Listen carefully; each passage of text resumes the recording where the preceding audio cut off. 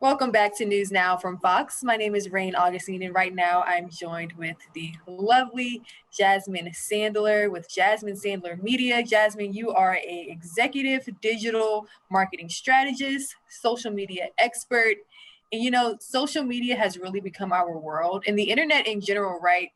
Especially during the pandemic. And I'm sure your work has probably increased throughout the past year. Yeah, it's changed a lot. We can go into that. Well, how has it changed?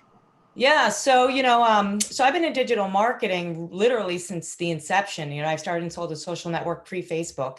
And at every large economic downturn or every large global socioeconomic change, it kind of puts my business back to where it originally started, which is interesting. Basically what's happened and what continues to happen is this fragmentation of the economic world, which then starts to develop this whole world of kind of like individuals and freelancers and individual brands, right? So, like 2008, big financial crash, a lot of those companies downsized, and then those smaller executives started to develop their own businesses, right? And this is happening again. I see it happening all the time. And so it's really I guess, the period of the individual, right?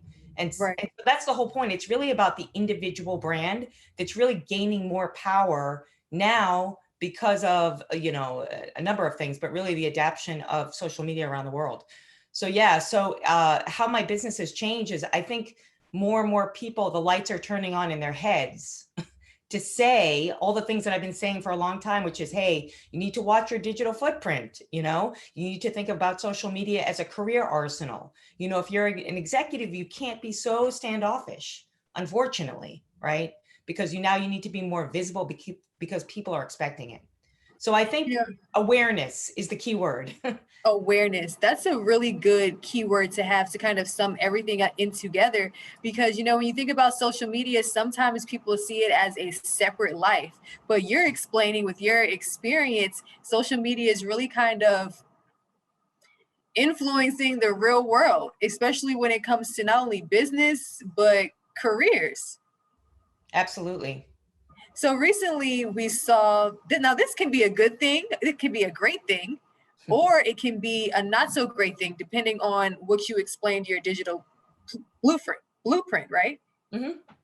So most recently we saw that the editor-in-chief of Teen Vogue was canceled, quote unquote. She had to step down from her position because of old tweets that she tweeted when she was just 17 years old. What Yeah. advice can you give people on making sure that the way they present themselves on social media, even though it could seem like this little bubble, is professional and aligns with where they see their career and personal brand going in the future? Well, it's a double-sided question and answer.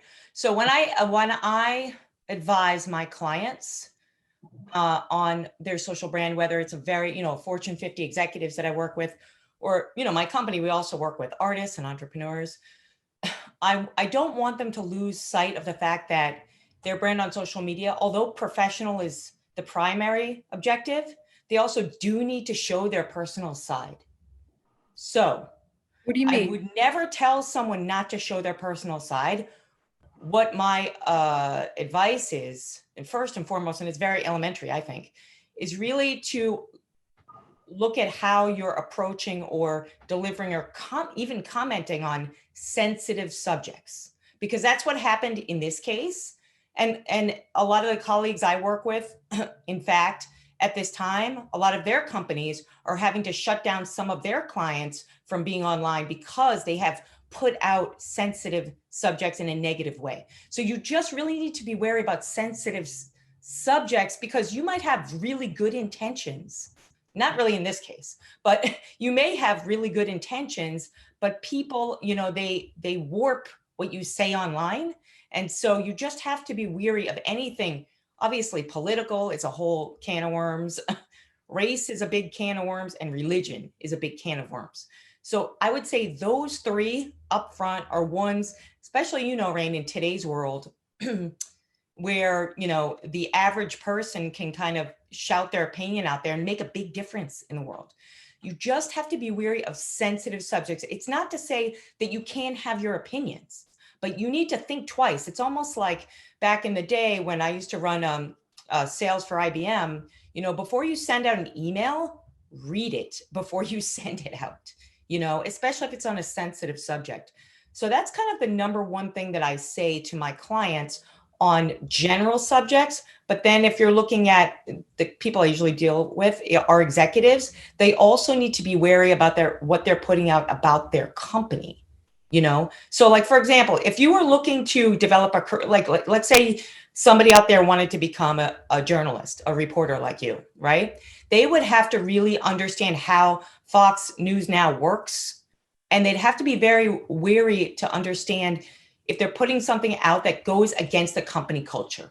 You know what I'm saying? So that's something that if you're looking to develop a career and you know the company you want to work for, or you know the industry you want to get into, you need to really do your homework and understand what that's all about in that culture so that you can fit and align within that culture. How many cases have you seen where someone's personal brand or their digital footprint that they were presenting on social media maybe got them in trouble because it didn't align with their reality? I mean, many times. I mean, I did the interview with you guys about Trump. I'm not going to get into that today, but this isn't a political discussion. However, many, many times, because the thing is with social media, it's unfortunately, it's too easy, right? It's too easy to just put things out. It's too easy just to voice your opinion. And that's why I say it all goes back to accountability. You know, you have to have a plan. I mean, you have to have a plan for your career. And you have to, like you said at the forefront of this interview, social media has become, I look at it now as equally as important as the resume, right? So that's kind of how you have to look at it that way. And many That's times big for people you to say that. are looking at a resume. They might just go look at your LinkedIn profile, you know? So many times I've seen that. And that's why I'm such a planner when it comes to digital marketing. It's really about planning and having a strategy for your career, and looking at the personal and social brand as part of that career development, you know? So would you say this in an office setting? Do you know what I mean? You have to kind of think that way all the time now. Do you see a difference in culture when it comes to different social media platforms? So I'll tell you, for my personal opinion, I look at Instagram as kind of more laid back.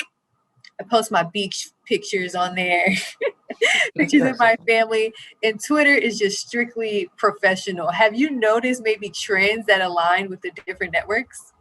Oh yeah, I mean, I do a lot of social media strategy and channel strategy.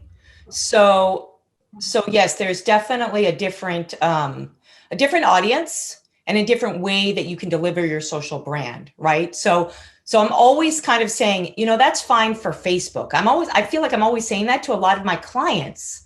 I'm like, no, that's okay for Facebook at this time on this day, but you really don't want to do that on LinkedIn. Or if you do that, meaning even if it's nice, even if you're just posting pictures and videos of your children, it's fine.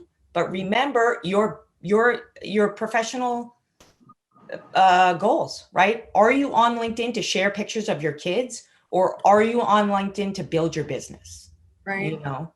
So yes, they all have different audiences and different levels. And like you said, some are more casual and some are more social, but also depends on your industry. Like the industry that you're in is very Twitter intensive, right? Where some of my clients in B2B, Twitter is not really that important to their business. So if you could give us some final thoughts, some tips as the world of social media and personal beliefs and business all kind of collide now, especially as you mentioned, it really happens during economic downturns for a number of reasons. What advice could you sum up for everyone? Yeah, and for everyone, I would say starting at the beginning, right? You have to think, what are your own personal and professional goals? And then how do you want social media to support those personal or professional goals? That's number one. Then once you define that, you need to, if you have that goal, you want to think about, where does that have effect? Like what industry, what community? I always talk about the social ecosystem. right? So what ecosystem do you want to build? Like what influencers do you want in your network to support your professional or personal brand goals? Because you need to align with those people. So when I started my business a million years ago, the first thing I ever wrote down on a piece of paper was find your audience. So you have to understand who it is you're speaking to and what effect that is going to have, you know? So it's a lot about listening as it is as much, actually equally, as posting and putting things out there. So that's, I would say that's like, those are the general basics of it. But when it comes to social media, if you're using it for professional branding, at the end of the day, it takes a lot of work, whether that is done by your company or is done by you. So you always want to have a content plan that really works in line with your brand so you don't end up getting in trouble. And you also want to have filters. It's like I do branding, right? If I develop a brand, I'm going to define brand guidelines, and you need to have brand guidelines for yourself, you know? Otherwise, you're just throwing things out there that may be combative and you might not even know. So, I mean, I could talk a lot about this, but I'm just trying to give you the highlights. Thank you so much, Jasmine. We appreciate your time here. You're welcome. Thank you. And I look forward to next time. Okay, this is